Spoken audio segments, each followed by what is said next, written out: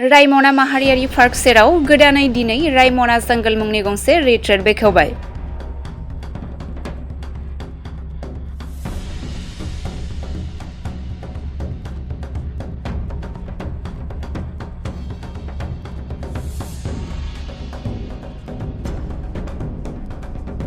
बन्दनि समाव रायमना माहारियारि पार्कआव बेरायनो गोसो जानाय रायजो राजाफोरनि थाखाय मोजां खौरां। बे मोजां खौरांखौ लानानै फैदों रायमना ओनसोलनि थागिबि समनाथ नार्जारी बिथाङा। बिथांनि नाजानायावनो दिनै रायमना माहारियारि पार्क सेराव रायमना जंगल मुंनि गंसे रिट्रिट बेखेवनाय जाबाय। बेखौ दिनै गसाइगाव बिधान सभानि एमएलए जिरन बसुमतारिया बेखेवनानै होयो।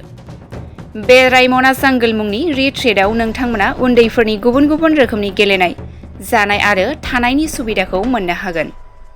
बेल' नङा, बे रिट्रिटआव मिथिंगानि समायना रमायना नुथायजों बुंफबनाय जायगाफोराव सावगारिबो सेबखांनो हागोन।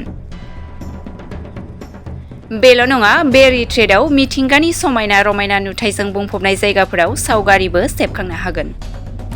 गुबुन फारसेथिं बे रायमना जंगल मुंनि रिट्रिटखौ बेखेवनो मोननानै जोबोद गोजोननाय फोरमायनायजों लोगोसे गासैबो रायजो राजाफोरखौ बेरायफैनो थाखाय खावलायहरदों एमएलए जिरन बसुमतारी बिथाङा। हाग्रा हालामखौ नेशनेल पार्क हिसाबै फोसावनाय जादोंमोन। बे समनिफ्रायनो रायमना हालामा आरोबाव मोनसे आलादा रोखोमै बेवहाय मुंदांखा जानायखौ जों नुनो मोन्दों। रायमना हिसाबै आगोलावबो बे मुंदांखाखामोन, नाथाय नेशनेल पार्क हिसाबै जे समनिफ्राय बेखौ डिक्लेयार खालामदों, बेनिफ्राय रासोनि मानसिफ्रा बेजोंहाय माने गोसो बोनो हाथावना मोनसे जायगा जानानै फैबाय बियो। आरो नोंथांमोना नुदों जे गुबुन गुबुन जायगायाव दिनै दावबायारिफ्रा बिराद बाव फैनो लानायखौ नोंथांमोना नुबाय। जे आसामनि अनगायैबो भारतबर्षनि गुबुन गुबुन रायजो लोगोसे बायजो हादोरनि दावबायारिफ्रा नैबे दैज्लां बोथोर जोबनानै बिथांमोना फैनायनि समखौ जासिगोन एबा बिथांमोना फैगोन। दा बेखौ नोजोर बोनानै बे ओनसोलनि गोबां जाखांफुनाय जोहोलावफोर गोरों गोरा मानसिफ्रा बिदिनो माने रिजर्ट खुलिदों, धाबा खुलिदों, लोगोसे हमस्टेफोरबो खालायनाय जादों। दा बे बिथिंनि नोजोर बोनानै जोंनि मानगोनां समनाथ नार्जारी बिथाङाबो दिनै बेवहाय रायमना जंगल रिट्रिट मुंनि मोनसे रिजर्ट खुलिनानै दिनै बेखौ बेखेवनाय जाबाय।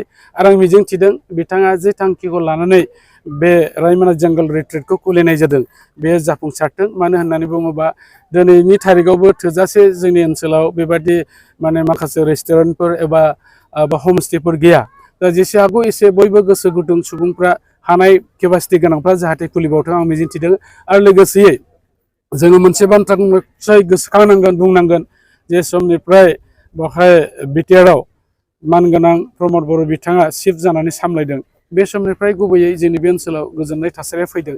दा बेनिखायनो मानसिफ्रा मोनसे समाव रायमना होननानै बुंबा हाग्रा ओनसोल गोजानथार होननानै फैनो गियोमोन, नाथाय दिनै मा सान मा हर बिथांमोना फैदों, नायफैदों।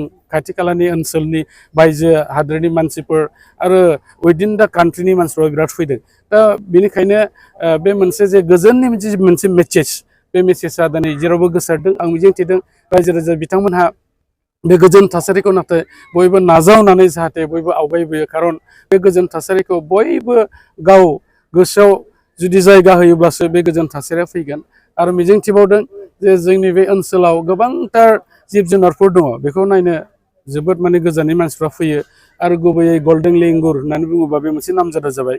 आरो जोङो रिसेन्टलि मिथिनो मोन्दों, खारन जों बाव बे जायगानि बे हालामनिबाबो जों गासिबो मिथिनो मोना।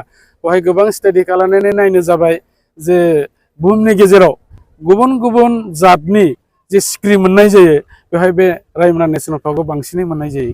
गोबां प्रजातिनि बाव सिख्रिफोर मोनो। आरो दिनै गोबां गुबुन गुबुन फरेस्ट डिपार्टमेन्टनिफ्राय एबा बे नेसनेल पार्कनि जानानै जाय बिथांमोनहा बे सामलायनायाव बिथांमोना बाहागो मोनदों एबा थादों नायनो सरकारनि जानानै, बिथांमोना जायगा जायगा केमेरा बसायदों। गोदान गोदान जिब जुनाराबो बेवहाय केमेरायाव फैबाय थादों आरो।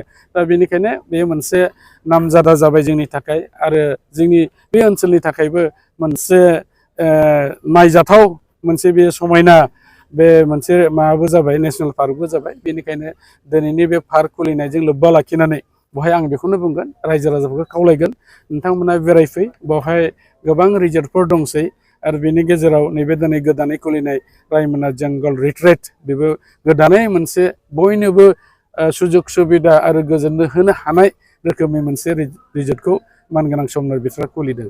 दा बेनिखायनो बिथांनिसिमबो आं खेबसे आरोबाव आङो गोसो गोरबोनि साबायखर जासिबावबाय रायजो राजाफोरनिसिमबो फिन खेबसे खावलायबावबाय जे रायजो राजाफ्रा जाहाथे बेरायनो फैयो। गोजोन्थों।